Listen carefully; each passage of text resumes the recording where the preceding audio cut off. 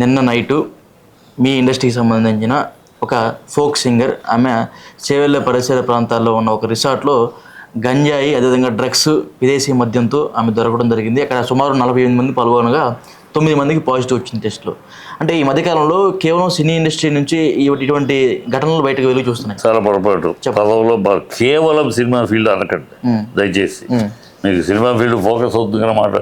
ఇది సమాజంలో జరుగుతున్న దౌర్భాగ్యం. ఇవాళ సమాజంలో ఇది ఎలా తయారైందంటే మన సమాజం పార్టీ అంటే డ్రగ్స్, మందులు, ఫారెన్ డ్రింకులు ఇది మొదలైంది. నువ్వు వెళ్ళు రేవు పార్టీలు జరుగుతున్నాయి అన్ని చోట్లకి వెళ్ళండి. రేవు పార్టీకి జరుగుతున్న చోట్ల పబ్బులకు వెళ్ళండి. పబ్బుల్లో ఎవరు సినిమా వాళ్ళు లేరు. రేవు పార్టీ జరిగే చోట్ల 10 మందిలో ఇలాంటి వాళ్ళు ఒకళ్ళు. రేవు పార్టీ కాంట్రాక్టర్స్, పెద్ద పెద్ద బిజినెస్ మ్యాన్ పీపుల్, ఈ పొలిటీషియన్ బెడలు ఉన్న సినిమా వాడి ఫేస్ చూపిస్తే 10 మందికి పరిచయం ఉన్న ఫేస్ కనుక మీకు మీడియాకి అడ్వాంటేజ్. అదే ఎవడెవడు ఇంకెవడో దొరికాడంటే వాడు చూపిస్తే వాడు ఎవడు ప్రజలకు ఏమైనా రికగ్నిషన్ ఉండదు. కనుక మీరు అంటే జరుగుతుంది చూడండి. ఉన్న సినిమా కేవలం సినిమా అనే పిచ్చి మాట అది. సినిమా ఫీల్డ్లో కన్నా కూడా ఇది సినిమా ఫీల్డ్ కాదు. ఆ అమ్మాయి సినిమాకి ఎంట్రీ, ఆ అమ్మాయి కళాకారిణి. బయట సినిమా నుంచి ఉద్భవించిన సినిమా తయారు చేసిన ఆణిముత్యం కాదు అమ్మాయి. ఆ అమ్మాయి బయట ఆణిముత్యం. ఎక్కడ ఆణిముత్యమైన సరే ఇండస్ట్రీకి వచ్చింది. ఇండస్ట్రీకి వచ్చి చాలా మంది వస్తూ ఉంటారు. అందుట్లో ఆ అమ్మాయిని సినిమా అడ్రస్ కాదు. షీఈ్ నాట్ సినిమా కళాకారిణి కాదు. ఇప్పుడు మంగ్లీకి ఇండస్ట్రీకి ఎటువంటి సంబంధం లేదా? నీకు అమ్మాయి షీఈ్ పార్టిసిపేటెడ్ ఇన్ సినిమాస్. అంతేగాని ఎటువంటి సంబంధం లేదా? సినిమా నటి అంటానికి ఆ ముద్ర కాదు. సినిమా నటు మేము సినిమానే ఫుడ్గా పెట్టుకుని సినిమానే బతుకు. వాళ్ళు బయట ఎక్కడో కళాకారులుగా అయ్యారు, సాధించారు. వాళ్ళకి సినిమాలో కూడా ఎంట్రీ ఇచ్చాం. అంతే. సినిమా వాళ్ళు తయారు చేయలే, అది తేడా ఉంది. సినిమా తయారు చేసిన కళాకారులు వేరు, బయట కళాకారులు సినిమాలోకి ప్రవేశించిన వాళ్ళు వేరు.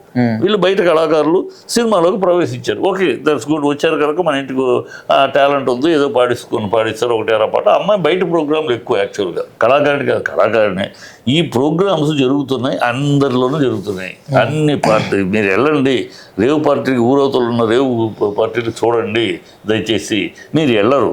మీరు కేవలం సినిమా వాడు ఎవడన్నా ఉన్నాడు, సినిమా హీరోయిన్ అవుతారు, సినిమా రుసు కెమెరా వాడు పరిగెడతారు. అదే మిగతా చూడండి. మిగతా తీసుకొస్తే ఇలాంటి ఆగుతాయి. మిగతా అన్నీ కూడా ఇవాళ మన జర్నలిజం, మన ప్రెస్, మన మీడియా అందరినీ ఆ బట్టుకు వస్తే ఎక్కడెక్కడ రాజకీయ నాయకులు, ప్రముఖుల నాయకులు బిడ్డలు ఉన్నారు, ఎక్కడెక్కడ పెద్ద బడా కాంట్రాక్టుల కుటుంబాలు పార్టీలు చేసుకుంటున్నాయి, ఎక్కడెక్కడ రియల్ ఎస్టేట్ గ్రూపులు పార్టీలు చేసుకుంటున్నాయి. ఇవన్నీ మేము కనుక పట్టుకుని తీసుకొస్తే అప్పుడు భయం ఉంటుంది వాళ్ళకంటే. సినిమా ఫీల్డ్ మాత్రం పట్టుకుని ఏదో పని చేసేస్తున్నట్టు పోలీసులు ఏదో పెద్ద చేసేస్తున్నట్టు. అసలు పార్టీ జరుగుతుందండి. ఎన్ని పార్టీలు జరుగుతున్నాయి అంటే అక్కడ పోలీసు ఎంట్రీ ఇచ్చినప్పుడు మద్యం అంటే మంగళని పిలుస్తున్నప్పుడు వీడియో దిమ్మకని పోలీసు వారి మీద తిరగబడి మాట్లాడటం. అంతేగా అది తిరగబట్టం అంటాం కదా. ఎవరైనా పోలీసులు వచ్చినప్పుడు తీసుకోండి షేర్ కామన్ సెన్స్, తీసుకోండి రెడీ అనరు కదా. ఎస్కేప్ అవటానికి చూస్తారు ఎవరు. అడేది పార్టీ పెట్టుకుని దొరికినప్పుడు ఎలా ఉంటుంది, తప్పించుకోవాలని చూస్తారు కదా. అది నువ్వైనా ఆ స్థలంలో ఇంకెవరైనా కూడా ఆ స్థలం అమ్మాయి అయినా అదే చేసింది. దాన్ని ఏదో మనం ఎవరైనా అంతేగాని రండి తీసుకోండి, ఇదిగోండి మధ్యలో ఇదిగోండి అని చెప్పుతారా? చెప్పరు కదా. So she's trying to cover herself. Okay, అది పట్టుకున్నారు వాళ్ళు, గంజాయి దొరికింది. ఇప్పుడు మన దగ్గర ఉన్న అసలు లూప్ హోల్ ఏంటంటే, ఎందుకు ఈ రేవు పార్టీలు గంజాయిలు తిరుగుతున్నా అంటే, వీటికి గంజాయి పుచ్చుకున్న వాళ్ళు దోషి కాదు మన చట్టం ప్రకారం. ఈ చట్టంలో మార్పులు రానంత కాలం ఇలాగే ఉంటుంది సమాజంలో. అందుకనే పబ్బుల్లో ఎన్నిసార్లు పట్టుకున్న ఎన్ని పబ్బులు కూడా మళ్ళీ గంజాయి తీసుకున్నవాడు దోషి కాదు. గంజాయి అమ్మినవాడు, గంజాయి స్టాక్ పెట్టుకున్నవాడే దోషి మన చట్ట ప్రకారం. గంజాయి తీసుకున్నవాడు బాధితుడు. అది ఆడైనా మగన బాధితుడు కింద లెక్క. వాళ్ళని రీహాబిటేషన్కి పంపించాలి. కోర్టుకైనా అసలు వాళ్ళకి గంజాయి ఎక్కడి నుంచి వచ్చిందంటారు? అది పట్టుకోవాలి. గంజాయి ఎక్కడి నుంచి వచ్చి తెలియదంటమ్మా.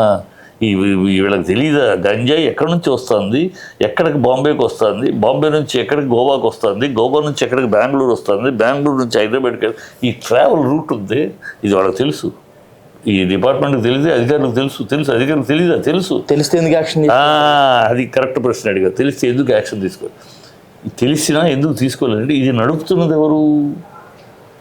Mafia, ISI gang, ISI group ఈ దేశాన్ని విచ్ఛిన్నం చేయాలని రెడీగా ఉన్న వాళ్ళకి ఆదాయమే ఈ డ్రగ్స్.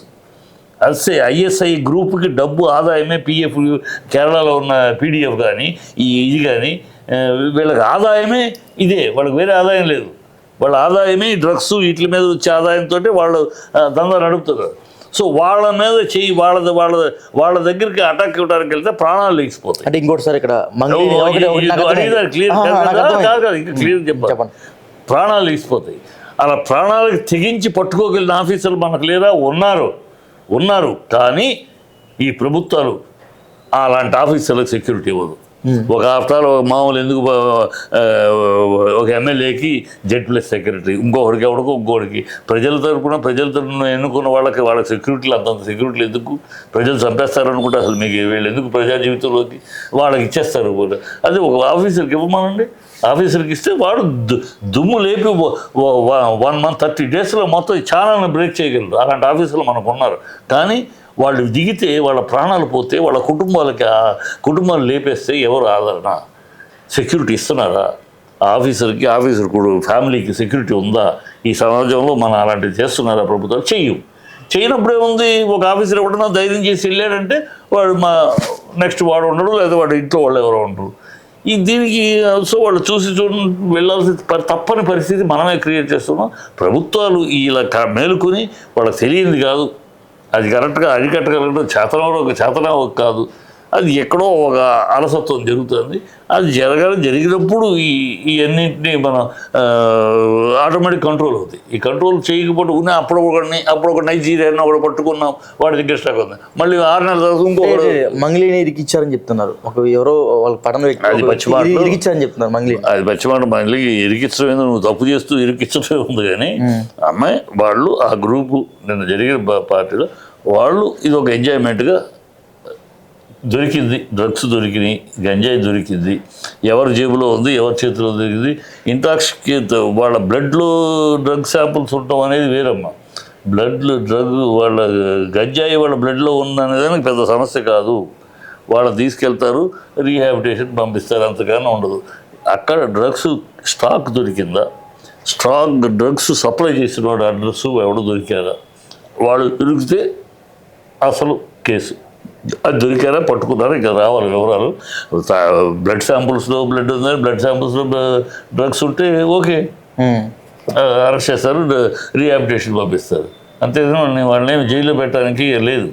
వాళ్ళు బాధితులే. చట్టం ఇప్పటికీ అదే చెప్తుంది. మీరు ఇండస్ట్రీ వ్యక్తులు వెనకేసుకొని వస్తున్నారంట. నేను ఇండస్ట్రీని వెనకేసుకురావడం కాదు, ఇండస్ట్రీ మాత్రమే అనద్దు. ఈ సమాజం మొత్తంలో ఇండస్ట్రీ ఒక భాగం. ఇండస్ట్రీ ఒక భాగం. నేను ఒకటి బొమ్మలు చెప్తుంది మీడియాకి, industry is a part of the society. మీరు ఎంతసేపు ఇండస్ట్రీలో ఎందుకు జరుగుతుంది, మిగతా ఏం జరుగుతుందో మీరు కనుక్కోవట్లేదు, మీరు పట్టించుకోవట్లేదు, మీరు వాళ్ళ ముందు కెమెరాలు పెట్టట్లేదు. సినిమా వాడిని ముందే పెట్టేసి సినిమాలోనే అని సినిమా వాడిని మోసేస్తున్నారు తప్పితే. నేను అది అంటున్నా, సినిమాను సమర్థించటగా సినిమాలో తప్పు ఇదంతా కరెక్టు ఉంటే తప్పేంటి అనట్లా.